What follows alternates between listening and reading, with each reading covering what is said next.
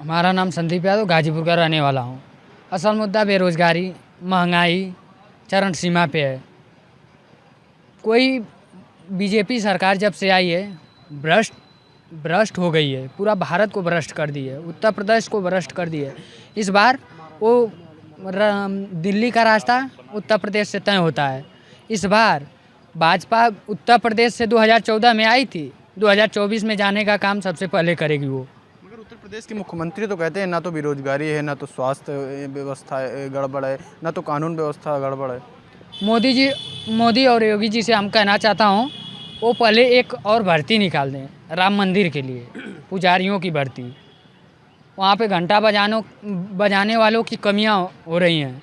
वो या तो वो पुजारियों की भर्ती निकालें, वहाँ पे भर्ती करा लें। और वो क्या कौन सी आज तक वैकेंसी दी है जो उनका एक पेपर नहीं करा पाते हैं। अब तक 1819 पेपर लीक हो चुके हैं। अब भाजपा सरकार एक जब पेपर नहीं करा पा रही है, रोड नहीं ठीक करा पा रही है, बेरोजगारी है, महंगाई है, सबसे ज़्यादा बीजेपी सरकार में महंगाई है। जो का बीजेपी सरकार 2014 से पहले बोलती थी कि 400 का सिलेंडर मैं 200 में दूंगा, दी 400 का सिलेंडर 1150 रुपया में दे रही है। 57 रुपया के पेट्रोल को 37 रुपया करने के लिए बीजेपी बोल रही थी।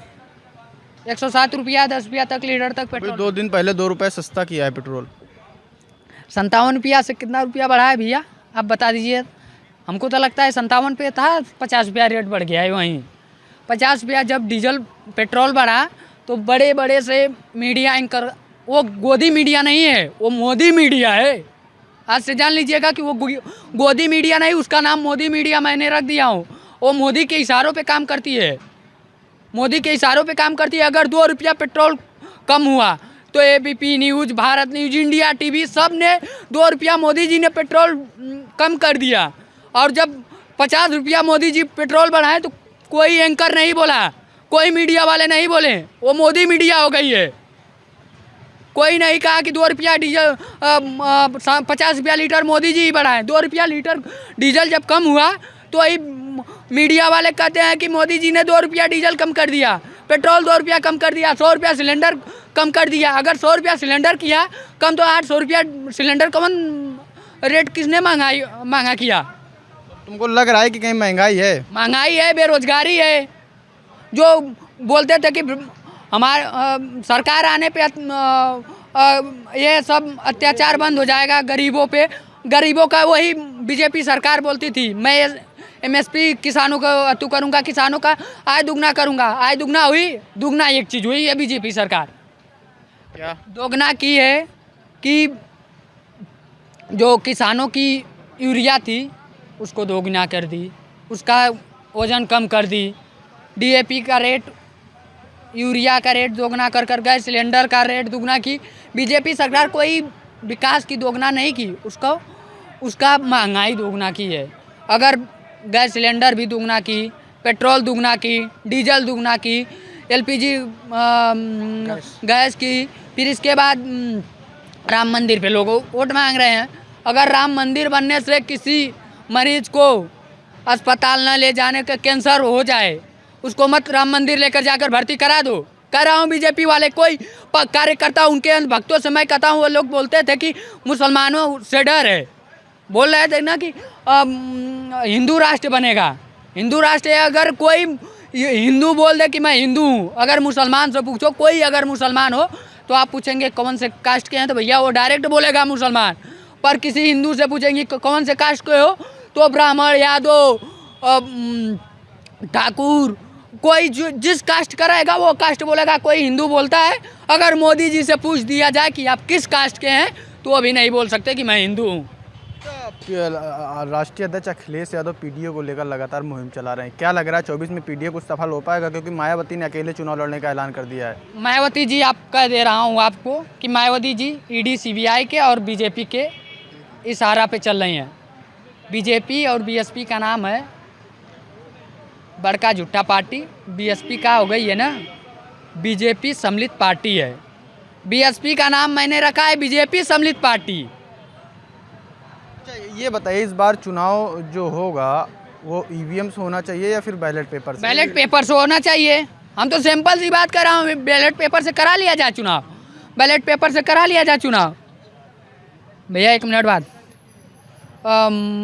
बैलेट पेपर से करा लिया जाए चुनाव। अगर हम कह रहा हूँ कि अगर बीजेपी जीत जाए तो हम बीजेपी वाला जीत जाए, कोई प्रत्याशी, एक प्रत्याशी मोदी जी को भी चैलेंज कराऊँ, अगर वाराणसी से वो जीत जाएंगे मैं बीजेपी का सदस्यता ग्रहण कर लूँगा। बैलेट पेपर से चुनाव करा ले, मैं घर घर गांव गांव बीजेपी का प्रचार करने के लिए तैयार हूँ, झंडा ले लेकर सदस्यता तक ग्रहण कर लूँगा। अभी आप समाजवादी के कार्यकर्ता हैं, आप अभी तक कितने गांव गए हैं, क्या माहौल देख रहे हैं?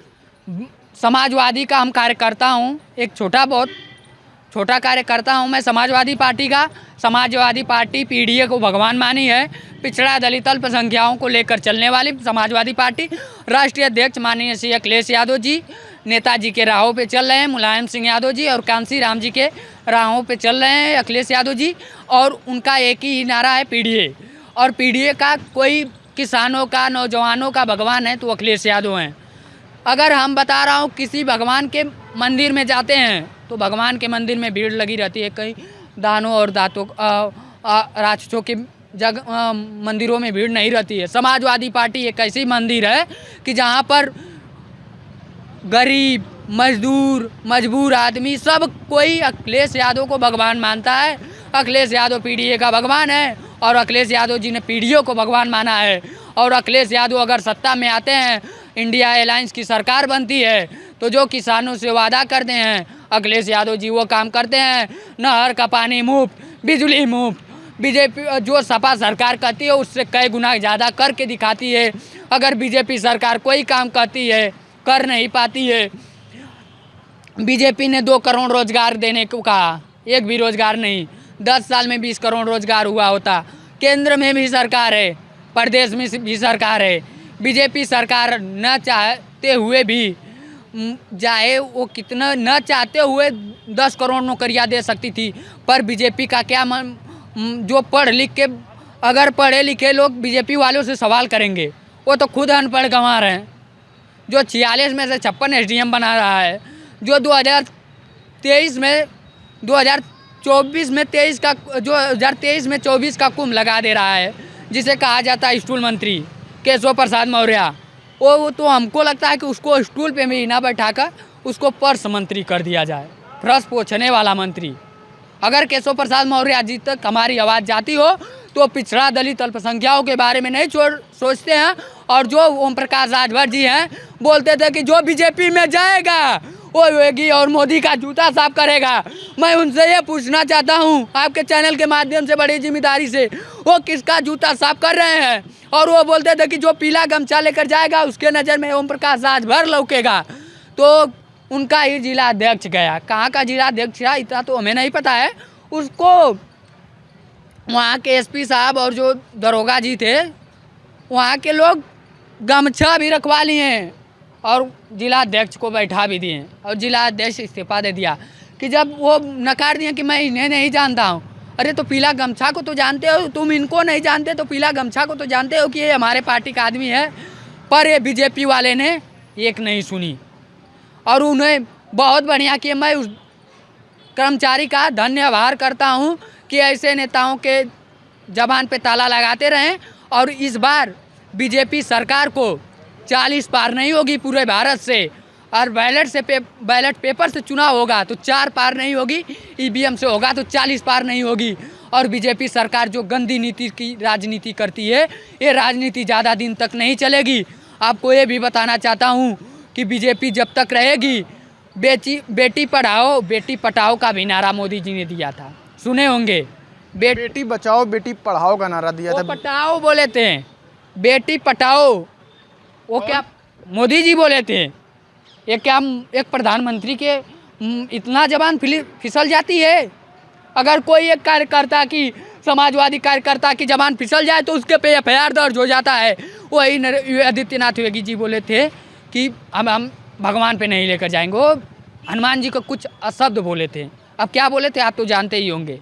हाँ, मैं उनको बातें पर नहीं लेकर जाते हैं। पर बीजेपी के ऐसे लोग हैं अनपढ़ गंवार, जो एक उनके शिक्षा मंत्री थे, 1,76,689 कुछ लाख रुपया की करोड़ रुपया पास हुआ था शिक्षा के नाम पे, तो पढ़ रहे थे 10,700।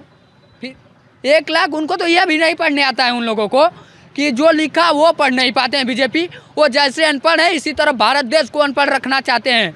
ये आपको बता दे रहा हूँ कि ये बताइए, समाजवादी पार्टी के मुख्य सचेतक थे मनोज पांडे, वो भी बीजेपी का हिस्सा हो गए, अखिलेश यादव जी के काफ़ी करीबी थे। आपको एक बात बता रहा हूँ, आप मनोज पांडे पे अगर लेकर गए तो मैं बहुत, आप घर में एक छोटा से कोई जानवर कुत्ता भी पालते होंगे, अगर आप किसी मुसीबत में रहेंगे तो कुत्ता भी आपका साथ देगा कि नहीं? अगर 100% देता होगा। पर मनोज पांडे जी वो थे कि उनको कहीं से जगह नहीं मिली तो माननीय हमारे नेताजी मुलायम सिंह यादव और राष्ट्रीय अध्यक्ष अखिलेश यादव जी ने उनको जगह दिया। वो राकेश प्रताप की क्या नाम था उनका, देखिए भानु प्रताप सिंह, अभय सिंह जो जब जेल में थे तो मेरे मुलायम सिंह यादव जी ने उनको टिकट दिया। वो लोग तो नेताजी का एहसान नहीं कर पाए तो वो जनता के साथ क्या करेंगे? जो नेताजी का एहसान नहीं चुका पाया वो जनता का क्या एहसान चुकाएगा? जो नेताजी से गद्दारी कर दिया वो जनता से नहीं गद्दारी करेगा? आप हमें चलना सिखाएं, आपकी मैं एहसान भूल जाऊं तो जनता के क्या एहसान को जानूंगा? और उन लोगों को तो हम क्या बताएं, कुत्ता भी घर में पाल दिया जाएगा ना तो अभी आपको बुरे वक्त में साथ देगा। अगर एक कुत्ता भी पालेंगे, हम भी कुत्ता पाले थे, अगर हमारे पास कोई आता था ना तो कुत्ता दौड़ के चला आता था उसको भौंकने के लिए। पर ये लोग ऐसे हैं जो गए हमारे 7 से 8 विधायक, ये सब उनका क्या मैं किस जगह गिनती करूं? कोई उनका तू नहीं है। जो पूजा पाल गई थी बाबा के शरण में कि मुझे बाबा जी ने न्याय दिला दिया, बाबा जी ने कुछ नहीं न्याय दिलाया। अगर 2022 में क्यों नहीं लड़ गई बीजेपी के टिकट से चुनाव, पता चल गया होता। जमानत जब्त हो गई होती पूजा पाल जी की। राकेश वो जो मनोज पांडे जी थे, नहीं जमानत जब्त हो गई होती तो बताए होते। राकेश प्रताप जो थे उनका भी जमानत जब्त। जितना लोग बीजेपी में गए हैं सबकी जमानत जब्त हो गई होती अगर बीजेपी के सिंबल पे लड़े होते चुनाव। समाजवादियों ने उनको चुनाव लड़ा के भेजा कि वो जीतें और समाजवादी पार्टी का वो लोग एहसान भूल गए। वो लोग अब बिल्ली कुत्ता का भी फर्ज नहीं निभा पाए। अगर कोई कुत्ता भी पालता है तो वो भी कुत्ता वफादारी अपने मालिक के साथ करता है। एक घोड़ा पाल लीजिए, एक बिल्ली पाल लीजिएगा, सांप भी पालेंगे तो अगर सांप भी हो सकता है तो आपका एहसान मंद कर देगा।